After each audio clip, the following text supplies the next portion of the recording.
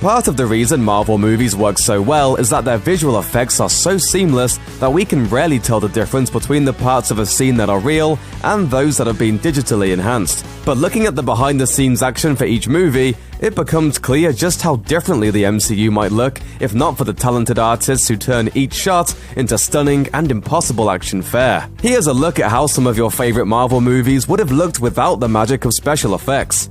Iron Man. The hero that started it all is Tony Stark, our favorite genius billionaire slacker who turned himself into the title hero by way of some supreme gadgetry. Robert Downey Jr. might have been seen as a risky choice for a leading man spot, but he slipped into the role of Iron Man like he'd been playing it all his life. But even though it was Downey's swagger that sustained his performance, the character would have been nothing but grey jumpsuits and green screen if it weren't for a team of VFX artists from Industrial Light and Magic. Director Jon Favreau wasn't a fan of CGI and tried to build physical suits whenever possible, but an enhancement in technology allowed for those computer-generated versions to look incredibly realistic.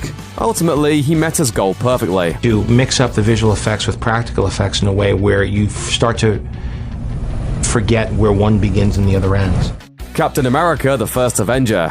The fifth MCU entry marked Chris Evans' debut as Steve Rogers, a scrawny New Yorker who becomes an all-American super soldier after agreeing to take part in a military experiment. Evans got jacked for the role, though his bulky frame meant that filming the scenes that took place before he becomes Captain America were very tricky. The visual effects department were able to shrink Evans' actual body for some shots, but they also used a body double, actor Leander Dini. And the goal was to make the audience fall in love with the character before he gets any muscles, before he puts on the costume, before he holds the shield. Visual effects supervisor Edson Williams of Lola Visual Effects took charge of putting Evans' face on Leander's body. And although his double was diligent about mimicking Evans' body language as best he could, the company still had their work cut out. Williams told The Wrap, "The head replacements were tricky because you were taking the head of a rhinoceros and putting it on the body of a gazelle. And while the end result wasn't perfect, it certainly worked to showcase the Cap's epic transformation."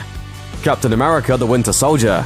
Though there were a ton of aerial shots to grapple with in The Winter Soldier, the main challenge for Lola Visual Effects was making Cap's sweetheart Peggy Carter an old lady. Elderly lookalikes were brought in and prosthetic makeup was tested, though the results weren't quite what they were looking for. So they improvised by digitally projecting the skin of an elderly actress directly onto Hayley Atwell's face. Williams took still frames of the elder woman's skin and added them to the original photography of Hayley Atwell in the role, and the results were spectacular.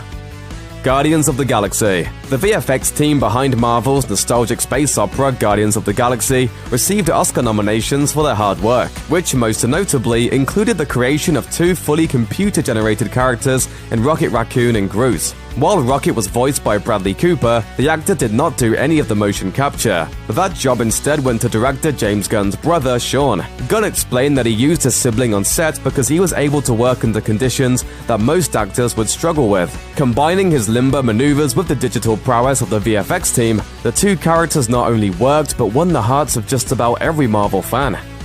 Avengers: Age of Ultron. To create a compelling villain for the second Avengers film, James Spader was zipped into a motion capture suit and given the freedom to breathe some life into Ultron, the marauding robot in the Avengers' second group outing. Spader's performance was so compelling that it inspired the VFX team to make tweaks to their design. Industrial Light and Magic's Ben Snow told Art of VFX, "The main challenge was getting the subtleties and the character of James Spader's on-set Ultron performance onto a character whose face and body are made up of rigid pieces of metal. The face alone had 600 nodes of rigging. The fact that the robot turned out to be one of the most nuanced characters of the whole movie meant that all this effort was not in vain."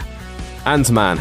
Surprisingly, Ant-Man didn't rely on CGI quite as much as some other Marvel movies, but with over 1,600 visual effects shots, it was still a huge undertaking. The trickiest part wasn't creating photoreal macro-scale landscapes for Scott Lang to scurry around on. According to visual effects supervisor Jake Morrison, it was the split second in which he shrinks that caused the most headache for the behind-the-scenes artists. Director Peyton Reed watched films like The Incredible Shrinking Man and Honey, I Shrunk the Kids for inspiration in the hopes of creating a definitive shrinking movie. He was more than happy with the results. Doctor Strange.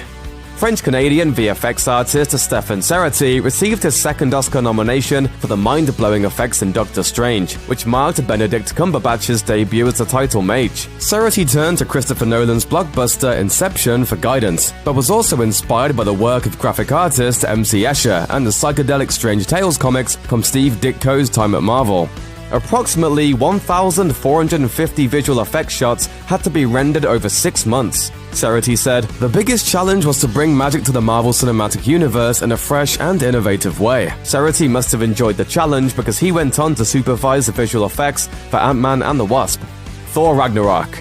The third Thor installment surpassed box office expectations and arrived as a funny and fan-favorite installment in the Marvel Cinematic Universe. Like many of its predecessors, though, the film featured an overwhelming amount of digital superhero action. According to VFX supervisor Jake Morrison, there were almost 2,700 digitally enhanced shots in the movie. He told Art of VFX, "I believe about 98% of the film passed through the visual effects department's hands." From Korg the Rockman, "Allow me to introduce myself. My name is Korg. I'm kind of like the leader in here." To the Hulk's championship bout to Thor's lightning power. Wow, I didn't hear any thunder, but out of your fingers, was that like sparkles? The computer-generated images were intense, but the movie was all the better for it in the end. Thanks for watching. Click the looper icon to subscribe to our YouTube channel. Plus, check out all this cool stuff we know you'll love too.